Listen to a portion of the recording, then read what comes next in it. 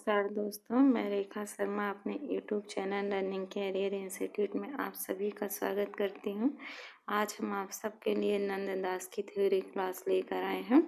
इसमें आपको इनके जन्म मृत्यु के साथ साथ इनका संपूर्ण जीवन परिचय, इनकी रचनाएं तथा इनके रचनाओं की भी डिटेल्स आपको इस क्लास में दी जाएगी।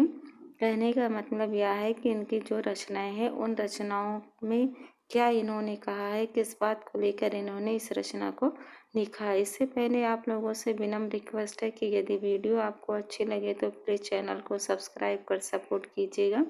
इस चैनल पर प्लेलिस्ट बना दी गई है, इससे पहले भी बहुत सी वीडियो अपलोड कर दी गई है, चिंतामणि और बहुत से कवि हैं जिनकी थ्योरी क्लास आपको प्रोवाइड करा दी गई है। तो जिन भी भाई बहनों ने पहले की वीडियो नहीं देखी उनसे रिक्वेस्ट है कि वह वीडियो को देख ले जाकर। चलिए देखते हैं, ये इस नंददास जी के जितने भी प्रश्न बनेंगे इस वीडियो से बाहर नहीं जाएंगे, ये मेरी गारंटी है, क्योंकि इसमें हम आपको नंददास जी की पूरी डिटेल्स प्रोवाइड करा रहे हैं। ये थ्योरी क्लास कंप्लीट कराने के बाद आपको प्रैक्टिस सेट भी कराएंगे।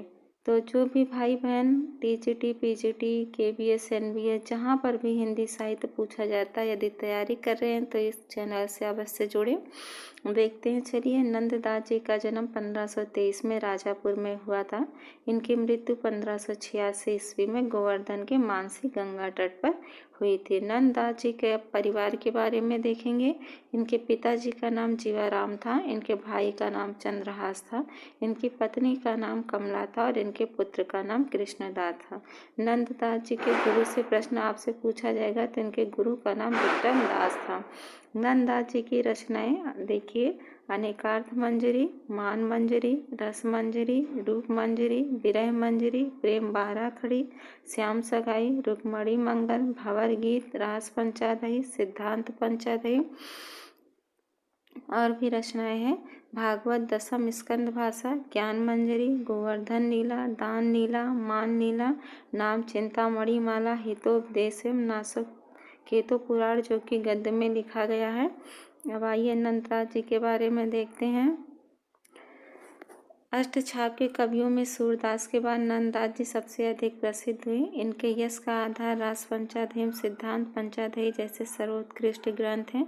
रास पंचाध्यायी में कवि नंददास ने श्रीमद् भागवत के दशम स्कंद पूर्वार्ध के रास संबंधी 5 अध्यायों की कथा को मनोहर छंद शैली और ललित पदावली में वर्णित की है।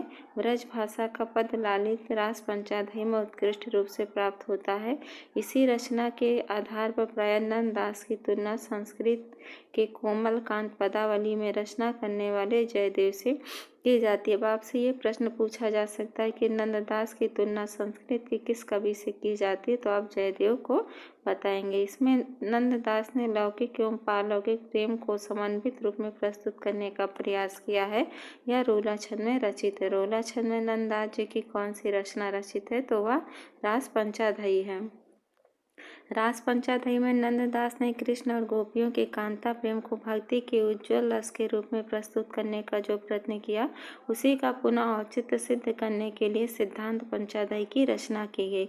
अब आपसे ये पूछा जा सकता है कि सिद्धांत पंचाध्यायी की रचना क्यों की गई, तो रास पंचाध्यायी को पूर्णता उचित रूप में सिद्ध करने के लिए सिद्धांत पंचाध्यायी की रचना की गई। इसका विषय भी रास लीला ही, परंतु इसमें रास वर्णन के स्थान पर उसके आध्यात्मिक पक्ष का उद्घाटन किया गया है। अब आपसे ये क्वेश्चन पूछा जाएगा कि रास पंचाध्यायी में किस चीज़ का वर्णन किया गया है, तो रास पंचाध्यायी में रास लीला का वर्णन किया गया है और सिद्धांत पंचाध्यायी में आध्यात्मिक पक्ष का वर्णन किया गया। भंवर गीत में नंददास ने कृष्णदास के उद्धव गोपी संबंधी प्रसिद्ध प्रसंग को एक स्वतंत्र खंड काव्य के रूप में रचा है। भंवर गीत क्या है? भंवर गीत नंददास जी के द्वारा रचित एक खंड काव्य है जिसमें कृष्ण कथा, उद्धव गोपी संबंधी संवाद प्रस्तुत किया गया। इसमें कवि ने उद्धव गोपी संवाद के माध्यम से गोपियों की विरह दशा का वर्णन किया है। भंवर गीत में क्या बताया गया? भंवर गीत एक विरह काव्य भी आप कह सकते हैं, विरह खंड काव्य भी आप इसे कह सकते हैं, क्योंकि इसमें विरह दशा का वर्णन किया गया। किसकी विरह दशा का? गोपियों की। इस खंड काव्य में गोपियों अध्यात्म और न्याय दर्शन दर्शन से उद्धव को परास्त करने का प्रयत्न करती हैं। भंवर गीत के रोला छंद में नंददास ने ध्रुवक रास जोड़कर और उसे संगीतात्मक बना दिया है। नंददास ने 5 मंजरियों की रचना की। वो 5 मंजरियाँ आपको देखनी है। रस मंजरी, रूप मंजरी, विरह मंजरी नंददास के रीति विषयक ग्रंथ माने जाते हैं। अब आपसे ये प्रश्न पूछा जाएगा कि नंददास जी के रीति विषयक ग्रंथ कौन से हैं, तो आपको बताना रस मंजरी, रूप मंजरी और विरह मंजरी। चलिए देखते हैं रस मंजरी की पूरी व्याख्या कि रस मंजरी में क्या है, रूप मंजरी में क्या है, विरह मंजरी में क्या है। तो चलिए देखते हैं। नायिका भेद संबंधी ग्रंथ है। रस मंजरी क्या है? नायिका भेद संबंधी ग्रंथ है। चलिए देखते हैं दोस्तों रस मंजरी नायिका भेद संबंधी रचना। इसका आधार ग्रंथ संस्कृत कवि भानुकृत रस मंजरी। मतलब ये कि हिंदी में तो नंददास ने रस मंजरी की रचना की और संस्कृत में भानु कवि ने। इसकी रचना का औचित्य बताते हुए नंददास ने कहा है कि जो व्यक्ति प्रेम भाव के भेदों को नहीं जानता वह प्रेम के रहस्य को नहीं समझ सकता। अतः भगवत भक्ति के लिए श्रृंगार रस को जानना आवश्यक है। कवि रचना के प्रारंभ में आनंद घन रस रूप रस के कारण रस के भोक्ता आनंद के मूल स्रोत नंददास की स्तुति करके प्रेम और रसानंद को उन्हीं में समर्पित किया है। इस भूमिका के बाद उन्होंने श्रृंगार का जैसा विशद वर्णन किया वह रीतिकालीन कवियों का पूर्वगामी कहा जा सकता है। कहने का मतलब यह है कि नंददास जी ने रीति और श्रृंगार का जैसा वर्णन किया वैसा शायद ही कोई कवि कर सकता। अब आगे देखती है रूप मंजरी के बारे में।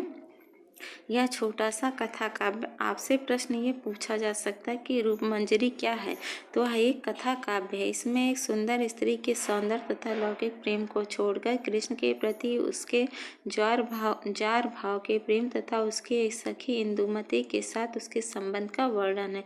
काव्य की नायिका रूप मंजरी स्वयं नंददास की मित्र रूप मंजरी और सखी स्वयं नंददास है। यद्यपि रूप मंजरी का कथानक लौकिक श्रृंगार से संबंध है, किंतु उसमें नंददास जी ने अपने आध्यात्मिक भाव तथा प्रेम लक्षणा भक्ति के अंतर्गत परकीय प्रेम के आदर्श को स्पष्ट किया है। दोहा चौपाई शैली में रचित काव्य कला एवं रसात्मकता की दृष्टि से यह रचना उत्कृष्ट। आपको एक बात का विशेष ध्यान रखना है कि रूप मंजरी क्या है।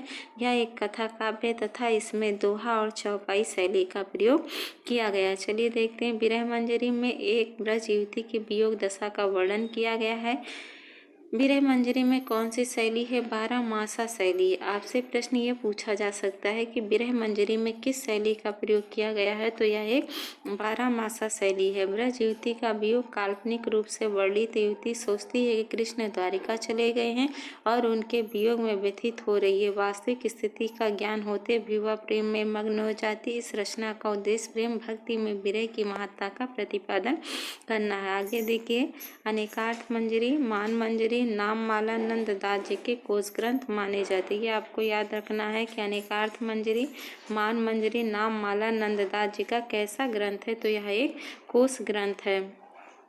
अनेकार्थ मंजरी संस्कृत भाषा न जानने वालों के लिए छोटा सा शब्दकोश ग्रंथ है। इसमें दोहा छंद में एक एक शब्द के अर्थ दिए गए हैं। रचना का संबंध पुष्टि मार्गीय भक्ति से केवल इतना है कि मंगलाचरण में अविकृत परिमाणवाद का सिद्धांत स्पष्ट किया गया और प्रत्येक दोहे के अंतिम चरण में उसमें वर्णित शब्द को भगवान के साथ संबंध किया गया। अनेकार्थ मंजरी क्या है?